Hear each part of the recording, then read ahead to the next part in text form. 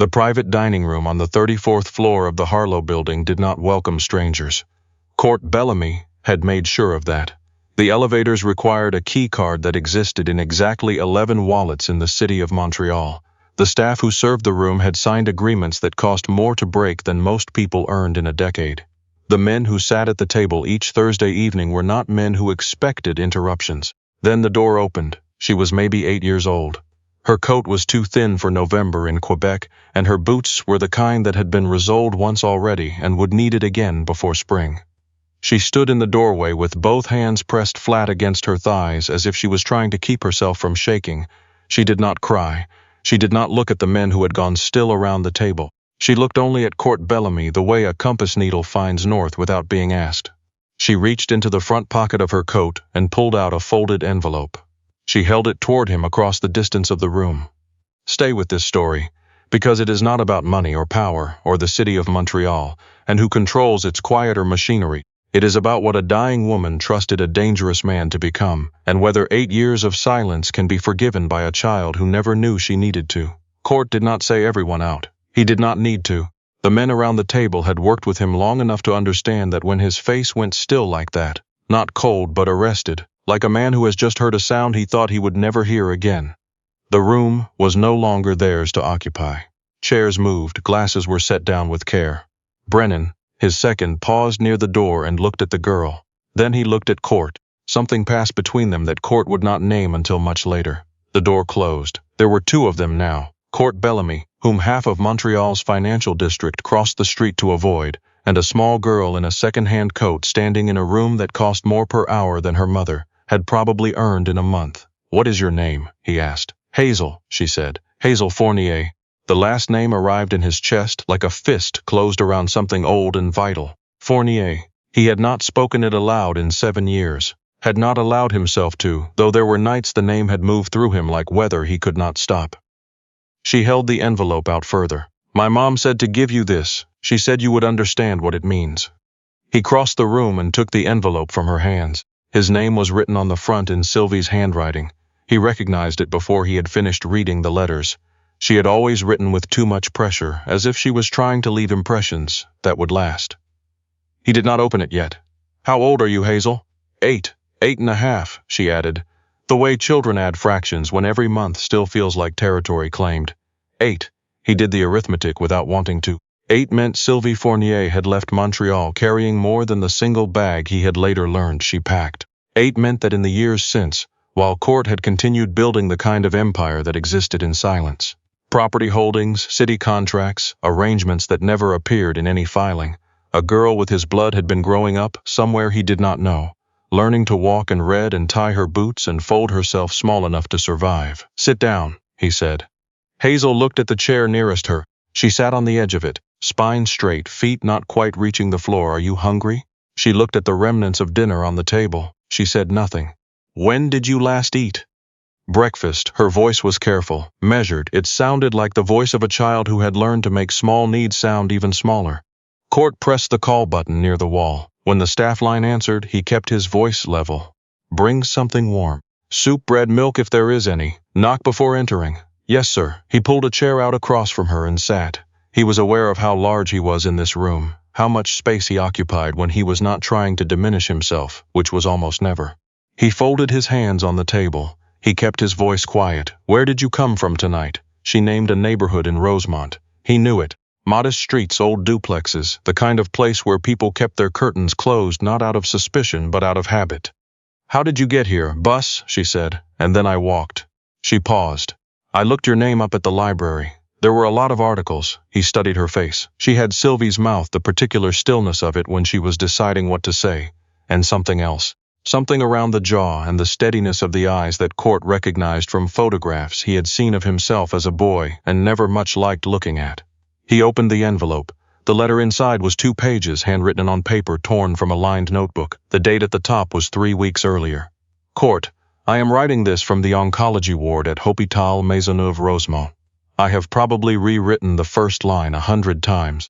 This is the version that stays. You deserve an explanation. I am not sure I can give you one that will satisfy you, and I have stopped trying to write one that does. What I can tell you is the truth, which I should have offered you years ago. I was pregnant when I left. I did not tell you. I told myself it was because I was afraid of what your life would do to a child. That is partly true. The part I am less proud of is simpler. I did not want to watch you choose between us and everything you had built. I did not want to be the person asking you to make that choice. So I made it for all of us, and I have spent 8 years some days at peace with that, and most days not. Hazel is remarkable. She watches everything. She remembers kindnesses that adults have already forgotten. She asks questions I don't always have the answer to, and she accepts that with more grace than I ever did. She is going to be fine, eventually, but she needs someone who will still be there when eventually arrives. I have no family. My sister and I have not spoken in 6 years. My mother is gone. There is no one I trust with her except you, and I am aware of how much that costs me to write. If she finds you, it means I ran out of time before I could find another way. Don't make her pay for the years I kept from you. Don't love her like a debt being settled. Love her like she is the best thing that ever came from anything you built. She is. Sylvie Court read the letter once, then again. The room was very quiet. Beyond the floor-to-ceiling windows, Montreal spread out in the dark lights from the mountain and the river and the streets between, the city he had spent 15 years learning how to move through without being moved. Hazel watched him. She had her hands in her lap now, fingers laced. She wrote that a long time ago, Hazel said, before she got too tired to hold the pen. When did she die? 11 days ago. 11 days. The number settled in him like something heavy dropped into still water. For 11 days, Sylvie Fournier had been gone from the world, and the city had not changed its temperature. Contracts had been signed. Money had moved. Men had come to this room and talked about things that seemed at this moment profoundly small. The knock at the door came. Court rose and took the tray himself, not letting the server see past his shoulder. He placed the bowl of soup and the bread in front of Hazel. A glass of milk. She looked at the food the way children look when they have learned that appearing too hungry is something to be ashamed of. Eat, he said. She picked up the spoon. She ate with careful urgency, the way people eat when they are not sure the next meal is certain. Court watched her and felt something move through him that did not have a name yet, or rather had a name he had not spoken in years because he had stopped believing it applied to him. When the bowl was nearly empty, she looked toward the window. Is the man with the gray jacket going to come back in? That's Brennan, he worries. About you? About everything. It is his function. She seemed to consider this. There was a woman from the government. She came to the building while Mrs. Willett was watching me. Mrs. Willett is our neighbor. She said there were forms, that I might need to go somewhere temporary. Court's jaw tightened. What kind of somewhere? Hazel's fingers found the edge of the napkin. She did not answer directly. I told Mrs. Willett that my mother had someone. She said I should find them quickly. Court looked at the girl across the table. 8 years old. No family she could reach. 11 days of grief carried with the particular discipline of a child who had learned that adults became unstable when children fell apart. Do you want to go back to Mrs. Willett tonight? Hazel's hands stilled. Do I have to? No. She exhaled in a way that was too controlled for her age. Okay. He made 3 calls in the next 20 minutes. The first was to Isabelle Dumont, his lawyer, who answered on the second ring and whose voice went from groggy to precise within 4 seconds. He asked for emergency guardianship paperwork. She asked if he was related to the child. He looked at Hazel, who had begun carefully folding the paper napkin into quarters. Yes, he said. Isabelle was quiet for a beat. I'll need documentation. You'll have it. Court, this isn't a commercial variant. I know what it is, do you? He lowered his voice by 1 register, which was all it ever took. Isabelle, she exhaled, send me what you have. I'll start tonight. The second call was to Brennan, who was waiting in the corridor. Brennan listened without interrupting, which was one of the qualities Court had valued in him for 14 years. The third call was to Mrs. Willett, whose number Hazel recited from memory, each digit spoken with the care of someone who has repeated it to themselves in case of emergencies. The woman who answered sounded elderly and exhausted and genuinely frightened. When Court told her who he was and that Hazel was safe, she made a sound that was not quite crying. She said someone might come, Mrs. Willett said. Sylvie. Near the end, she kept saying there was someone. I thought it was the medication talking. It wasn't. A silence. Then, are you family? Court looked at Hazel, who had rebuilt the napkin into something that might have been a boat. Yes, Mrs. Willett's voice went careful. She loved that girl more than she loved anything. You understand what I'm telling you? Yes. No, Mrs. Willett said. I don't think you do yet, but maybe you'll learn. Court accepted that without argument, because it was accurate. He ended the call and stood. Hazel looked at him from across the table. Is she upset? She's relieved. Hazel nodded. Mrs. Willett cries when she's scared and when she's relieved. She says they feel the same in her chest.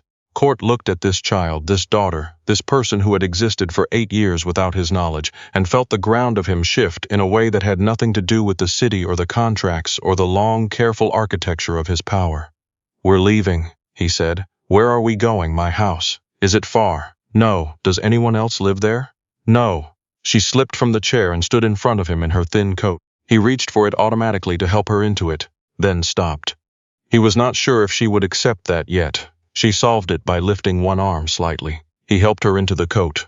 The gesture was small. It cost him nothing and rearranged something inside him that had been load-bearing for a long time. Brennan had the corridor cleared. They went down in the private elevator, through the service exit, and into the black car waiting in the alley. Hazel buckled herself with practiced efficiency and sat very straight, watching Montreal slide past the windows. The rain had started again. Taillights blurred in the dark. Court took out his phone. The first message he sent was to Brennan, who sat in the front. Find everything on Sylvie Fournier.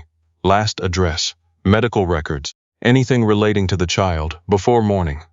Understood, Brennan replied. Though he was 10 feet away, they drove up the hill toward Outremont, where the streets were quieter and the houses stood close behind iron gates. Court's house was the gray one at the end of the block, 4 stories of limestone and dark wood. He had bought it because it was structurally sound and nobody had been inside it often enough to leave a mark. Hazel looked at it through the window. You live here by yourself? Yes, she considered the house. It looks like it's waiting for something. He had spent $300,000 on that house's renovation. He had never once thought of it as waiting. Inside, the entry hall smelled of wood and cold air and the particular absence of another person's life. Hazel stepped in carefully, as if testing the floors. Her small boots left damp prints on the stone. She looked up at the ceilings, at the empty walls, at the rooms visible through open doors, all of them orderly, expensive, and somehow unconvincing. Brennan appeared at the back. He saw Hazel, and something in his face went through several adjustments before settling. He nodded at her, a single careful acknowledgement. She looked at him. You're the one who worries. He glanced at Court. I've been told that, yes. My mom said worry is just love with nowhere to go, Hazel said. Brennan looked away. Something moved in his throat. Court led her upstairs to the second floor. The guest room was white, spare, unused. A bed with clean lines, a lamp, a window that looked onto the back garden. The kind of room that expected no one. This is yours, he said. Hazel stood in the doorway. She touched the doorframe. For how long? He remembered the words from Sylvie's letter. Don't love her like a debt being settled. He looked at Hazel. As long as you need. She studied him the way children study adults when they are trying to determine whether the words are real. My mom said that before. Sometimes it was true. Court did not answer too quickly. He lowered himself onto one knee, so his eyes were level with hers. The floor was cold through the fabric of his trousers. He could not remember the last time he had made himself smaller for anyone. I don't know you yet, he said. And you don't know me, but I am telling you this is yours. Not for now. Not until someone decides otherwise. Yours. Hazel looked at him for a long time with those careful eyes. Okay, she said. She said it quietly, like someone testing a word that might break if spoken too loudly. He found a clean flannel shirt from the guest closet, too large by years, and left it on the end of the bed. He left the hall light on. He left the door open by 6 inches. He was halfway down the stairs when her voice reached him. Mr. Bellamy, he turned.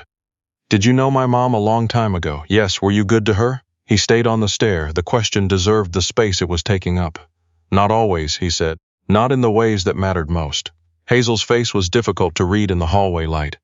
She nodded once. She said people can be better than their worst thing if they decide to. He didn't answer. He didn't have one that was ready to be honest yet. Good night, Hazel. Good night. He pulled the door to its 6-inch gap and stood in the hallway for a moment before going downstairs. Brennan was in the kitchen, folder open, 2 phones on the table. He looked up when Court entered. Sylvie Fournier. Court sat across from him. Tell me. Brennan opened the folder. He went through it with his usual economy. The Rosemont apartment, the job at the health center, the clinic hours, the file noting no living relatives. He read the line about the father on the birth certificate. Unknown, Brennan said. Court looked at the word. She protected her, Brennan said. Court did not respond. He turned the page. The medical summary was brief and complete and cost him something to read. Ovarian cancer, diagnosed 14 months ago, treatment, remission, then return. Hospice called 11 days before the date in front of him. He closed the folder. She could have called, Court said. When she found out, she could have asked for anything. Doctors, money, anything. Brennan was quiet for a long moment. She probably knew you would give it, yes, and everything else along with it.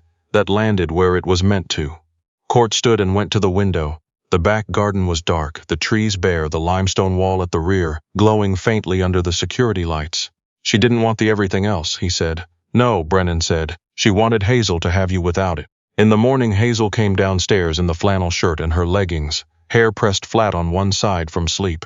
She found Court in the kitchen trying to determine if the eggs in the refrigerator were still good. He had not eaten a meal he prepared himself in several years. She climbed onto a stool at the island and watched him with frank assessment. You don't cook. I can cook. She looked at the eggs he was examining. What can you make? He opened a cabinet, found a box of pasta and a jar of sauce that Isabel had left after a working dinner 6 months ago. He found bread. He found peanut butter. She slid off the stool. I'll make toast, she said. Do you have butter? Yes, she found it. She found the bread. She moved through the kitchen with the quiet competence of a child who had been feeding herself more often than was appropriate for her age, and he watched her and felt the knowledge of it settle in him like cold. They ate toast at the island. She ate 2 pieces and a half of a third. He ate 1, which was more than he had intended, because she slid the plate toward him without asking. Someone at school told me it's rude to eat in front of people if they're not eating too, she said. That is not incorrect. She pulled her plate back. I don't always know which rules are actually rules and which ones are just things one person decided and everyone else went along with. Most of them are the second kind, he said. She thought about that. That's either better or worse. She took another bite. I haven't figured out which. Brennan appeared in the doorway. He stopped when he saw the toast. He stopped when he saw Hazel. He looked at Court over her head. Caroline's office called, he said. Guardianship petition is ready to file. She needs the documentation by noon. Hazel kept eating. She did not look up, but her chewing slowed. Court caught Brennan's eye. Later, Brennan nodded and disappeared. Hazel put down her toast. I heard him, she said. Court turned toward her. What happens if the papers say you're not, she asked. Not what? Not mine. Her voice stayed even. She had practiced this question, he could tell. Then the papers are wrong, he said. She looked at him. Can you just say that? Yes. She looked down at the half slice of toast. She did not pick it up again for a moment. Then she said quietly, I thought maybe you wouldn't want me. The sentence was so much like something Sylvie would have prepared her for, a soft landing in case the fall came, that it took him a moment to be able to answer. She was wrong about that, he said. Hazel's hands were very still on the counter. You don't know me yet, she said. It was almost exactly what he had told her the night before returned to him like a test. No, he said, but it doesn't change the answer. She considered him for a long time. Then she picked up her toast. Later that morning, after Brennan had arranged for Owen, a former soldier who had driven for Court for 6 years and who had in that time developed the rare talent of being present without being noticed, to collect Hazel's belongings from Mrs. Ouellet, 2 duffel bags and a cardboard box arrived at the front door. Hazel was in the sitting room when Owen carried them in. She went still when she saw the box. That's Mom's, she said. Owen set it down without a word. Hazel crossed the room and placed both palms flat on top of the box. She stood there for a moment with her eyes down. Court watched her from the doorway and understood that what was happening was not something he could fix or rush or navigate around. He waited. Can it go upstairs? She said. He carried it himself. It was not heavy, and the lightness of it said something about the life Sylvie had managed to carry while carrying everything else. Upstairs, the room changed when her things entered it. A pair of worn sneakers by the closet, a stack of books on the floor beside the bed, a stuffed gray rabbit placed carefully against the pillow with the carefulness of a child who had always made sure it had a good spot. The box went in the corner. She did not open it. That afternoon, Court made the rest of the calls. A pediatrician who came to the house, a school administrator who owed Isabel Dumont a favor, a tuition trust through channels that stayed clean. New rules formed without being written down. No one from the business entered the house without clearance. Meetings moved to the office. Hazel's name became the one word in Montreal that did not appear in any record Court controlled. That evening she sat at the kitchen table with a pencil and a stack of printer paper. She drew quietly while Court worked at the far end of the table. He had tried his office, but after 15 minutes he had checked the hall camera twice and came back to the kitchen and said nothing about why. She was drawing a house. He looked at it longer than he intended to. Is that your old apartment? He asked. She shook her head. She kept shading the roof. Just a house. It had 2 windows and a crooked chimney and a tree with bare branches and no people in it yet. Court returned to his papers. After a while she said, "Why aren't there any pictures?" On the walls, he looked up.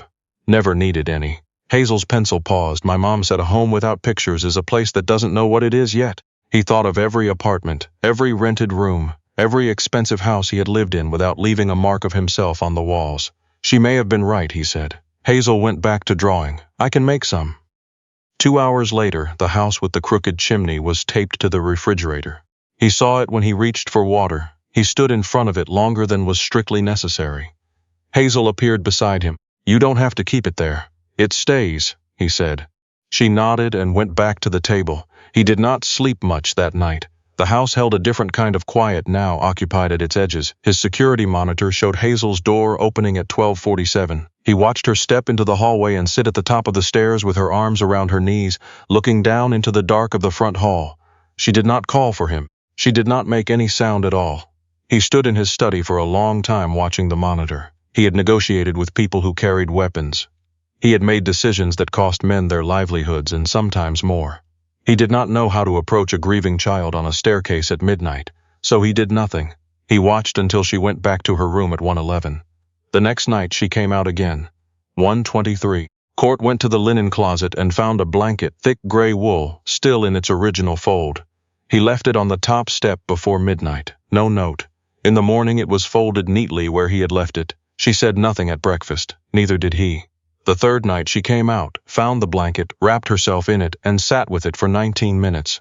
He watched from the study with one hand pressed against his mouth. By the fourth night it was simply theirs, this small ritual, this silent agreement. "I know you are there. I will not make you ask." The school visit happened on a Friday. Isabel handled the formal language. Hazel sat beside Court in a chair slightly too large for her and answered the headmistress's questions in her careful voice. The headmistress asked what she liked to read. Hazel glanced at Court, then back. "Books about birds," she said. "My mom said birds are proof the world keeps going even when people feel like it shouldn't."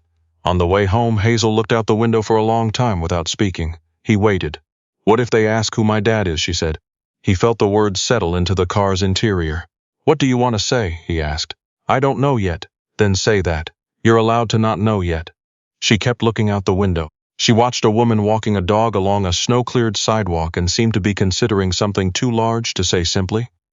"What if later I know?" she said. "But it's different from what you want." "Then say that too." She studied his profile for a moment in the way children study adults when they're trying to determine whether the answer was real or just convenient. He let her look. The threat came 11 days after Hazel arrived.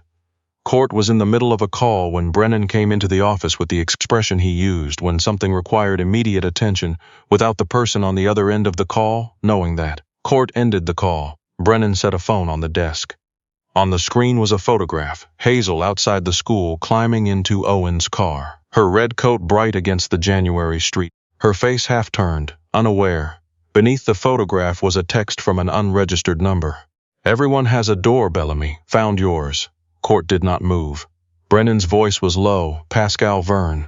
He's been asking questions about the house for 2 weeks, why the meetings moved, why Owen is driving a different route. 3 of his people were near the school this morning." Court looked through the doorway toward the rest of the house. Hazel was in the kitchen with a book. He could see the top of her head. Pascal Verne ran a distribution network out of Laval. Pharmaceuticals through restaurant supply chains, permits through city officials who had made themselves easy to compromise. He had been careful to stay outside Court's territory for 2 years. Then, 6 weeks ago, he had started pressing at the edges. Small incursions that looked like mistakes. They were not mistakes. Verne was measuring. Now he had a photograph of Hazel. "Close the house," Court said. Brennan was already on his phone. Court walked into the kitchen. He came in and crouched in front of her chair, which still felt strange and probably always would. "Something has happened," he said. She put the book down. "Is it bad? Yes. Is it because of me? No." He held her gaze. "Someone thinks that finding you means they found a way to reach me. They made a mistake." Her small hands tightened on the book cover. "What do we do? We're going to leave tonight. Not forever. Just tonight." She nodded with the steadiness of a child who had already learned that sometimes people left for reasons that had nothing to do with the child.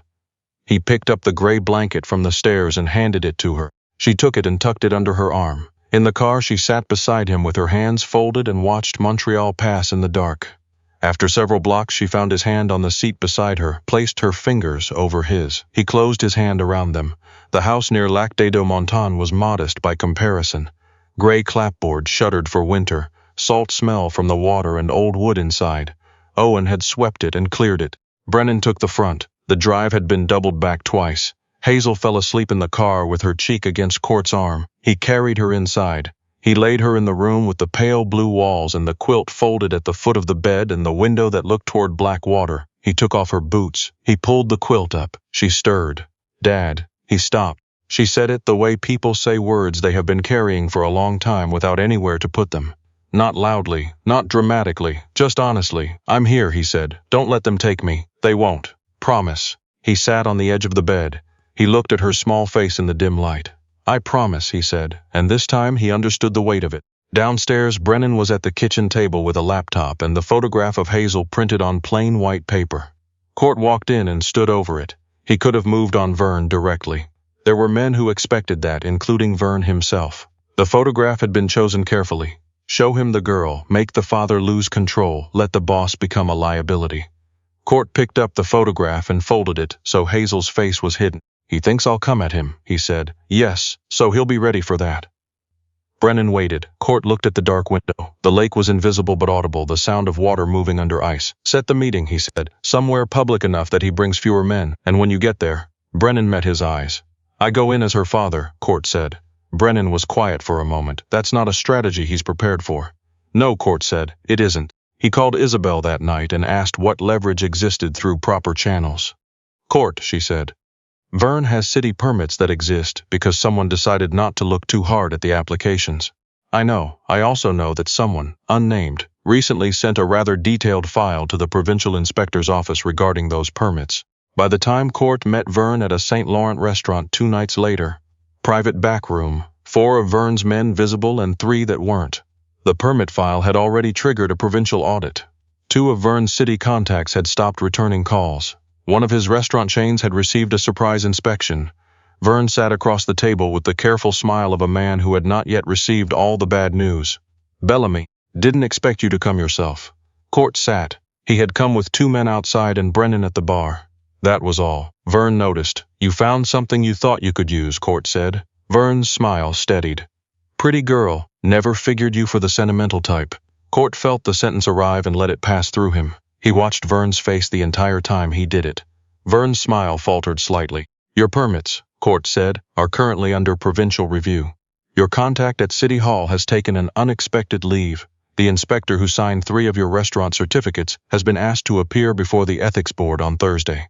The men who told you last week they were with you are very busy this week, remembering whether they ever had that conversation." Vern stared at him. "You did all that," he said, "because of a little girl." Court leaned forward slightly. "I did all that," he said, "because my daughter was in that photograph, and because you made the mistake of thinking finding her made me weaker." Vern was quiet. "Leave Montreal," Court said. "Not permanently if you prefer, but long enough for the audit to conclude and for the men who currently remember your name to decide whether that memory is useful to them. If you are still in the city when I come back from the lake tomorrow, I will not arrive as her father." Vern understood what that meant. He had built his career on understanding what men like Court meant when they lowered their voices. By the following morning, 2 names had arrived through Brennan, the man who had taken the photograph and the man who had carried it to Vern. By afternoon, Vern's car had been seen heading north on Autoroute 15. Court returned to the lake house before Hazel woke up. He found her in the kitchen in her pajamas with Owen at the table, the 2 of them in a quiet argument about whether lake ice in January was safe to walk on. Owen was explaining that it depended on the temperature and the depth. Hazel was explaining that this seemed like a lot of variables. She looked up when Court came in. Something in her face moved quickly, the fear that had been pretending to be calm, and then settled. "You came back," she said. He sat across from her. He was still in his coat. "Yes." She looked at him for a long moment the way she looked at things when she was deciding what was true. "Same?" she asked. "Or different?" He thought of Vern's face in the restaurant. He thought of what it had cost him not to make it worse than it needed to be. "Different," he said. "I think a little different." Hazel nodded. "Good," she said, like she had been waiting for that specific answer. They went back to Outremont the next day. The house had been checked and cleared and the drawings were still on the refrigerator. Hazel went directly to them. She pressed one corner flat with her fingertip. The house with the crooked chimney. The one with the tree. She stood there for a moment and then let out a long, quiet breath. Spring did not arrive all at once. It came the way trust comes. A single mild afternoon in February, a later sunset in March, the first patch of green in the alley behind the house. Small evidences, easy to miss if you were not paying attention. Hazel's room gained color by degrees. She added a second drawing above the dresser, then a third. She left a small paper bird on the windowsill. She put books in stacks along the wall because she said shelves felt too permanent until she was sure. And then one Saturday she asked if there were shelves, and Court had them installed by Monday, and she did not say anything about it, but he noticed she moved all the books onto them within an hour. She painted her room in April. The color was called Morning Light. He knew why she chose it before she said so. They painted it together on a Sunday. He taped the edges badly and she corrected him without comment. He got paint on his shirt. She got it on her elbow. When she leaned too far with the roller and a streak of yellow appeared in his hair, she froze for 1 second and then laughed. Not the careful, permission-seeking laugh she sometimes used around adults, but the real one, the one that came from somewhere in her whole chest and filled the room with it. He had to look away. Sylvie had laughed like that once, in a kitchen on Rue Saint-Urbain with rain against the windows, and he had been too busy being careful to let himself understand what it meant until it was already gone. He stood in the middle of the yellow room with paint on his hands and heard it again, and it was the most specific grief he had ever felt, and the most specific joy, and they were exactly the same size. On a Thursday in May, Hazel came home from school with a flyer. Family art morning. Friday at 9. She left it on the counter without mentioning it. Court picked it up that evening while she was at the table drawing. "You have school Friday," he said. "Yes." He looked at the flyer. She kept drawing. He had a meeting on Friday morning. Vern's former associates had left a vacuum that 3 different groups were quietly trying to fill, and Thursday's information had accelerated a timeline he had been managing carefully. He sent Brennan a message. "Handle Friday morning, all of it." Brennan replied in under a minute. Understood. He set the phone face down on the counter. Hazel was still drawing. She had not looked up, but her pencil had slowed. He said nothing. He did not make a speech about it. He just sat at the far end of the table and reached for the folder. Brennan had left and began reading because they were having dinner soon, and the light in the kitchen was good, and there was no reason, tonight, to be anywhere else. On Friday morning, Court Bellamy sat in a chair that was too small for him in a room full of primary colors and children who stared at him with open curiosity and absolutely no deference, which was unusual enough to be almost relaxing. Hazel sat beside him. Her cheeks were the particular pink of a child trying very hard not to smile too much. When it was her turn, she stood and held up her drawing. It was a yellow house with a lopsided chimney. A tall man in a dark coat stood on the porch. A small girl in a red coat stood beside him, close but not quite touching. Above them, near the corner of the sky, a woman painted in yellow was looking down. At the bottom, in careful letters, "My family." Court looked at the drawing. He had spent 15 years building the kind of name that opened doors and closed mouths. He had signed papers that moved cities. Men used his name the way people used weather as an excuse, to explain why certain things had become impossible. A child with a yellow pencil had just written him into a family. His throat was tight. His eyes were not steady. "Is it okay?" Hazel whispered beside him. He looked at her. "It is perfect," he said. She smiled, the whole, real, ungoverned kind, and sat back down and placed her hand briefly over his on the table, and then removed it, and the moment became something that would last. That evening, Hazel fell asleep on the couch, with her head resting against his arm. She had lasted through dinner and half a chapter of her bird book before sleep found her with her usual lack of ceremony. The house was quiet in a way that had learned to include her breathing and her sneakers by the front door, and the drawing on the refrigerator that had been joined by 4 others. His phone buzzed twice on the side table. He did not reach for it. He thought about Sylvie's letter, the lines he had read the most. "Don't love her like a debt being settled. Love her like she is the best thing that ever came from anything you built." He looked at Hazel sleeping beside him. Her hand was loose in her lap. Her book had slid sideways. He had been feared in this city for a long time. It had been useful. It had cost him things he had not named until recently. He wanted something else now, something that required a different kind of staying. He looked at the drawing on the refrigerator, the yellow house, the woman in the sky, the 2 figures on the porch, not quite touching but close enough that the space between them held the intention of something warmer. He stayed very still so he would not wake her. Outside, Montreal moved through the spring night without asking anyone's permission, and inside the limestone house on the quiet street in Outremont, under the cameras and the locks in the walls built by a man who had spent years mistaking distance for safety, Court Bellamy sat with his daughter asleep against his arm and understood, for the first time in a long time, that he was exactly where he was supposed to be. On the refrigerator, beneath the drawings of houses and birds and a yellow woman watching from the corner of the sky, Hazel's picture from school had been added to the collection. My family. For Court Bellamy, that was the only proof that mattered.